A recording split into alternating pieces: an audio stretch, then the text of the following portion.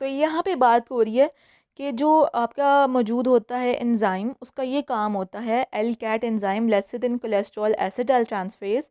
इसका काम ये होता है कि जो फ्री कोलेस्ट्रॉल आपको पेरिफेरल टिश्यू से एचडीएल में जाएगा, वो एचडीएल के अंदर एल कैट एंजाइम उस फ्री कोलेस्ट्रॉल को कोलेस्ट्रॉल एस्टर्स में कन्वर्ट कर जाएगा। रिवर्स कोलेस्ट्रॉल ट्रांसपोर्ट होता है एचडीएल में। जैसे कि हमने बात की कि जो काइलोमाइक्रोन होते हैं उनके अंदर भी कुछ कंपोनेंट होता है कोलेस्ट्रॉल का, और फिर वो काइलोमाइक्रोन आपका पहले तो बनता है स्मॉल इंटेस्टाइन में, फिर वो जाता है आपके पेरिफेरल टिश्यू में, वहाँ से काइलोमाइक्रोन रेमिनेंट बनता है जिसमें कोलेस्ट्रॉल होता है और वो आपका लिवर अपटेक कर लेता है। तो सारी चीज़ें जो हो रही हैं वो लिवर जिसे कहते हैं बाहर भेज रहा है हर चीज़ को, या स्मॉल इंटेस्टाइन बाहर भेज रहा है। एचडीएल के केस में उल्टा है। एचडीएल के केस में वो लिवर तक वापस लेके आता है कोलेस्ट्रॉल को। So it's a reverse cholesterol transport. The selective transfer of cholesterol from peripheral cells to HDL and then from HDL to the liver for bile acid synthesis and to steroidogenic cells for hormone synthesis is a key component of cholesterol homeostasis। तो HDL का क्या काम होता है? Cholesterol को peripheral tissue से liver तक पहुंचाना। तो it's a reverse cholesterol transport, और ये कोलेस्ट्रॉल फिर लिवर में यूज़ होता है for bile acid synthesis and for the production of steroidogenic hormones. This is in part the basis for inverse relationship seen between plasma HDL concentration and atherosclerosis for HDL's designation as a good cholesterol carrier। तो HDL को good क्यों कहते हो आप? क्योंकि इसका काम होता है आपकी आर्टरीज, आपके पेरिफेरल टिश्यू से बैड कोलेस्ट्रॉल, कोलेस्ट्रॉल होता ही बैड है अगर ज़्यादा हो तो HDL ने चूँकि आपके आर्टरीज से, आपके पेरिफेरल टिश्यू से, कार्डियक मसल से कोलेस्ट्रॉल को वापस लेके जाना है लिवर में, मतलब कि पेरिफेरल टिश्यूज़ में कम करना है और लिवर तक पहुंचाना है। इसीलिए एचडीएल को गुड लाइपोप्रोटीन कहा जाता है कि जितना ज़्यादा एचडीएल होगा उतना ही वो क्लियरेंस करता रहेगा आपके पेरिफेरल एक्स्ट्रा हेपेटिक टिश्यू में से कोलेस्ट्रॉल की, और लिवर तक उसको पहुंचाता रहेगा। The efflux of cholesterol from peripheral cells is mediated at least in part by a transport protein known as APCA1। तो यहाँ तक सादा ज़ुबान में इस प्रोटीन का क्या काम होता है कि फ्री कोलेस्ट्रॉल जो पेरिफेरल टिश्यूज़ पहुँचाते हैं एचडीएल तक, उसमें ये प्रोटीन काम करता है कि ये प्रोटीन प्रेजेंट होता है आपके पेरिफेरल टिश्यूज़ में, और ये प्रोटीन फ्री कोलेस्ट्रॉल को रिलीज़ करवाता है from peripheral tissues into the HDL. APCA1 is a ATP binding cassette protein, ये इसका abbreviated form है। ABC proteins use energy from ATP hydrolysis to transport materials including lipids in and out of cells and cross intracellular compartments। तो basically एक transport protein है, इसका काम होता है लिपिड्स को एक कंपार्टमेंट से दूसरे कंपार्टमेंट तक पहुंचाना। तो एचडीएल के केस में एपका प्रोटीन्स पेरिफेरल टिश्यू से कोलेस्ट्रॉल को एचडीएल तक पहुंचाते हैं।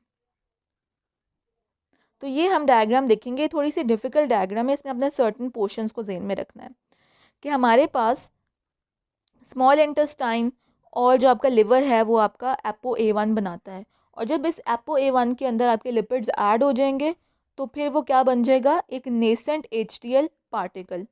इस नेसेंट एचडीएल पार्टिकल के अंदर जब ये फ्री कोलेस्ट्रॉल पेरिफेरल टिश्यूज़ में से निकला तो वो चला गया एचडीएल के अंदर, और एचडीएल के अंदर जाके ये free cholesterol with the help of an enzyme LCAT ये एस्टेरिफाई हो जाता है और कोलेस्ट्रॉल एस्टर बन जाता है। तो जब कोलेस्ट्रॉल एस्टर एचडीएल के अंदर बन जाता है तो ये प्रॉपर एचडीएल बनता है, और ये एचडीएल फिर क्या करता है, कन्वर्ट हो जाता है HDL2 में, जब इसके अंदर फर्दर फैटी एसिड्स और कोलेस्ट्रॉल ऐड हो जाएंगे, और फिर ये जाता है आपके लिवर में वापस। यहाँ की हद तक आपने इस डायग्राम को याद करना है। समरी में मैं आपको बेहतर और डिटेल में बताऊंगी। यहाँ तक के लिए याद रखें कि आपके लिवर और आपका स्मॉल इंटेस्टाइन ApoA1 बनाएगा और ब्लड में रिलीज़ कर देगा इसको। इस ApoA1 के अंदर जब लिपिड्स ऐड हो जाएंगे तो ये नेसेंट HDL पार्टिकल बनाएगा। इस नेसेंट HDL पार्टिकल्स के अंदर जब फ्री कोलेस्ट्रॉल आता है आपके पेरिफेरल टिश्यूज़ में से, तो वो फ्री कोलेस्ट्रॉल इस HDL के अंदर जाके with the help of an enzyme LCAT cholesterol ester में कन्वर्ट हो जाएगा, और फिर ये प्रॉपर HDL पार्टिकल बन जाएगा, और फिर ये HDL पार्टिकल आपका लिवर अपटेक कर लेगा। Simple to remember. अब हम जल्दी से बात करते हैं primary disorders of plasma lipoproteins की। डिस लाइपोप्रोटीनीमियास की बात करेंगे। डिस का मतलब है डिजीजेज ऑफ लाइपोप्रोटीन्स। अब एक ग्रुप है, इसको कहते हैं हाइपोलाइपोप्रोटीनीमिया। कि आपके ईमिया से मुराद क्या होता है? ईमिया का मतलब होता है ब्लड में किसी चीज़ की कमी है। जैसे एनीमिया का मतलब है RBCs, हीमोग्लोबिन की कमी होना ब्लड में, ठीक है। या किसी भी चीज़, जो भी डिसऑर्डर के साथ ईमिया लगा है तो मतलब वो ब्लड का डिसऑर्डर, ब्लड में कोई प्रॉब्लम आ रही है, ठीक है। अब एक टाइप होती है हाइपोलाइपोप्रोटीनीमिया की, मतलब एक ऐसी कंडीशन जिसके अंदर ब्लड के अंदर आपके लाइपोप्रोटीन्स के लेवल कम है। जब आपने एक पेशेंट का लाइपोप्रोटीन का प्रोफाइल करवाया, आपने देखा उसके सारे लाइपोप्रोटीन्स के लेवल कम आ रहे हैं। तो हाइपोलाइपोप्रोटीनीमिया की एक टाइप होती है ए बीटा लाइपोप्रोटीनीमिया। तो जब ए बीटा लाइपोप्रोटीनीमिया से ये मुराद है कि इसके अंदर कोई प्रॉब्लम होती है apo B loading with the lipid. आपको ये याद होगा कि जब आपका नेसेंट पार्टिकल बनता है काइलोमाइक्रॉन, तो उसके अंदर एपो B48 जब तक नहीं लगेगा तब तक काइलोमाइक्रॉन नहीं बनेगा, है ना। तो जब नेसेंट काइलोमाइक्रॉन लगता है तो स्मॉल इंटेस्टाइन एपो B48 उसको लगा के भेजती है। सिमिलरली जब नेसेंट VLDL लिवर के अंदर बनता है तो लिवर उसके ऊपर एपो B100 लगा के भेजती है। तो जब मसला आए किसी भी वजह से कि एपो बी लग ही नहीं रहा, तो इसका मतलब ये है कि काइलोमाइक्रॉन और VLDL नहीं बनेंगे, और जब VLDL ही नहीं बनेंगे तो LDL भी नहीं बनेगा। तो ए बीटा लाइपोप्रोटीनीमिया में डिफेक्ट किस चीज़ का आ रहा है कि there is no chylomicrons, VLDL और LDL are formed because of defect in the loading of ApoB with lipid. So the characteristics include that it is a very rare disease. Blood acylglycerol level बहुत कम होते हैं कि blood में ट्राईएसाइलग्लिसराइड्स होते ही नहीं है, क्योंकि बेसिकली ट्राईएसाइलग्लिसरॉल को कैरी किसने करवाना है? इन्हीं लाइपोप्रोटीन्स ने, काइलोमाइक्रॉन्स ने, VLDL ने। इंटेस्टाइन में और लिवर में आपके ट्राईएसाइलग्लिसरॉल के लेवल बढ़ने शुरू हो जाते हैं। क्यों? क्योंकि इंटेस्टाइन और लिवर को अपने में से ट्राईएसाइलग्लिसराइड्स को ट्रांसपोर्ट करने के लिए लाइपोप्रोटीन का होना ज़रूरी है। दैट इज़ वाई आपका लिवर और आपका इंटेस्टाइन लाइपोप्रोटीन्स बनाते हैं। तो जब आपके ये मसला हो कि आपका एपो बी लग ही नहीं रहा, तो आपके ये ट्राईएसाइलग्लिसराइड्स ये लाइपोप्रोटीन्स बनते ही नहीं है। ट्राईएसाइलग्लिसराइड्स आपके स्मॉल इंटेस्टाइन और लिवर में ही एक्यूमुलेट होना शुरू हो जाएंगे और ब्लड में कम हो जाएंगे, एंड इंटेस्टिनल मैलएब्जॉर्प्शन भी हो सकती है। द सेकेंड क्लास और type of hypolipoproteinemia include the familial alpha lipoprotein deficiency और एपो A1 डेफिशिएंसी। तो ज़रा याद करें कि एपो ए है किधर? एपो A1 कहाँ था? It can make 70% of HDL। तो यहाँ पे याद रखें कि जब एपो ए का मसला आ जाएगा या अल्फा प्रोटीन का मसला, लाइपोप्रोटीन का मसला आ जाएगा, सो डिफेक्ट क्या है? ऑल हैव लो और नियर एब्सेंस ऑफ HDL। तो HDL होता ही नहीं है। So there is a hypertriacylglycerolemia due to absence of ApoC2। तो एक तो HDL कम है, तो HDL का क्या काम था? It acts as a reservoir for the for ApoC2 and ApoE। तो ApoC2 का क्या काम था? ApoC2 ने आपके लाइपोप्रोटीन लाइपेज को एक्टिवेट करना होता है, और लाइपोप्रोटीन लाइपेज जब एक्टिवेट होगा तभी तो आपका ट्राईएसाइलग्लिसराइड डिग्रेड होगा। तो जब आपका ट्राईएसाइलग्लिसराइड डिग्रेड ही नहीं होगा तो वो आपके ब्लड में ही तैरता रहेगा। तो दैट इज़ वाई हाइपर ट्राईएसाइलग्लिसरोलीमिया हो जाएगा, आपके ब्लड में ट्राईग्लिसराइड्स के लेवल बढ़ने शुरू हो जाएंगे। क्यों? क्योंकि ApoC2 नहीं है, और ApoC2 क्यों नहीं है? क्योंकि HDL नहीं है। तो दैट इज़ वाई आपके नंबर 1 ब्लड में ट्राईग्लिसराइड्स के लेवल बढ़ने शुरू हो गए, क्योंकि वो डिग्रेड उनको कर ही नहीं पा रहा आपका पेरिफेरल टिश्यू। और लो LDL लेवल्स, LDL के लेवल भी कम हो जाता है, वो भी इसी वजह से। क्यों?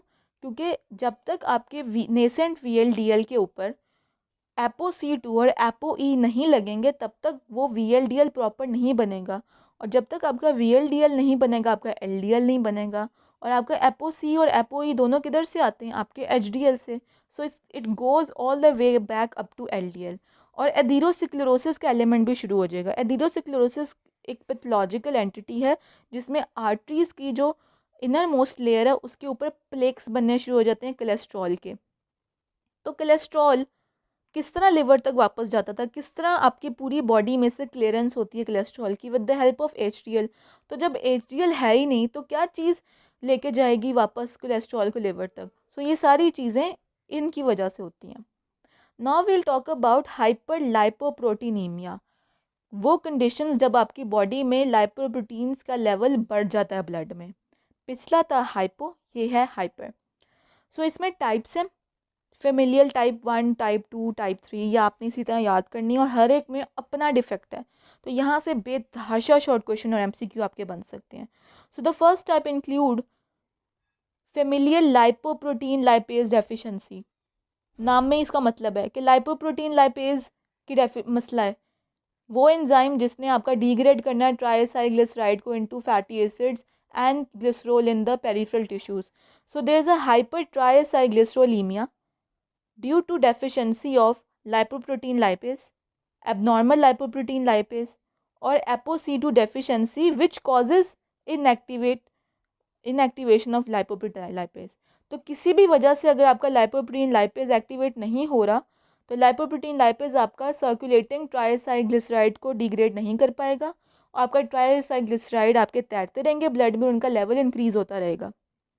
सो कैरेक्टरिस्टिक क्या है? There is a slow clearance of chylomicrons and VLDL because of the fact कि आपका लाइपोप्रोटीन लाइपेज काम ही नहीं कर रहा। तो काइलोमाइक्रोन आपके काइलोमाइक्रोन रेमिनेंट में कन्वर्ट नहीं होंगे, वो काइलोमाइक्रोन ही आपके घूमते मिलते रहेंगे आपके ब्लड में। Similarly VLDL, they are also low levels of LDL and HDL। LDL और HDL का लेवल लो क्यों है? क्योंकि VLDL का LDL में कन्वर्ट भी तो होना ज़रूरी है ना। अगर आपका VLDL के ऊपर लाइपोप्रोटीन लाइपेज जब तक एक्ट नहीं करेगी और उसमें से ट्राइसाइग्लिसराइड्स को नहीं निकालेगी और कोलेस्ट्रॉल जब तक LDL के अंदर कॉन्सेंट्रेट नहीं होंगे तब तक आपका LDL नहीं बनेगा, राइट। तो आपका VLDL वैसे ही तैरता रहेगा पूरे ब्लड में, वो LDL में कन्वर्ट ही नहीं होगा। क्यों? क्योंकि लाइपोप्रोटीन लाइपेज ही नहीं है डिग्रेड करने के लिए ट्राइसाइग्लिसराइड्स को। So they are low levels of LDL and similarly HDL। HDL का लेवल क्यों है? क्योंकि कोलेस्ट्रॉल सेपरेट ही नहीं हो पा रहा आपके VLDL में से।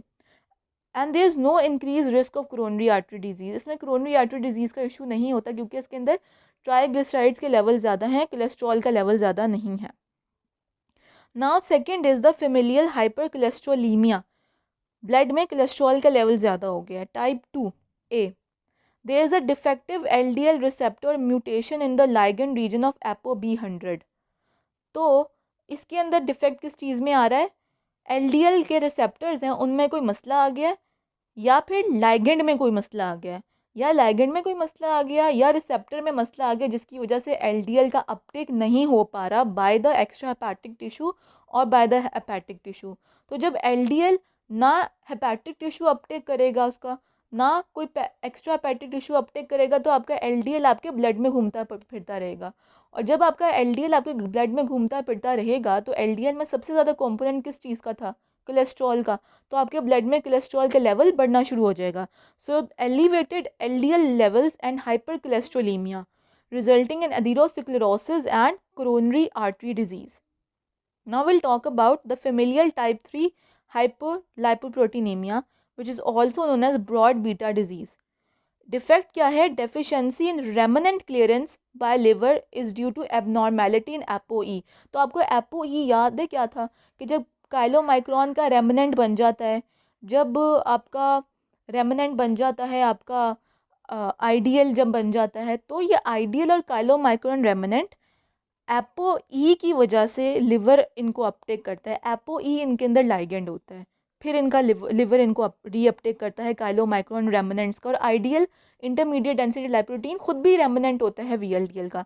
तो जब ये रेमनेंट अपटेक नहीं हो पा रहे होते by liver due to deficiency और abnormality in ApoE, there is an increase in chylomicron और VLDL remnants which causes hypercholesterolemia, xanthomas and atherosclerosis.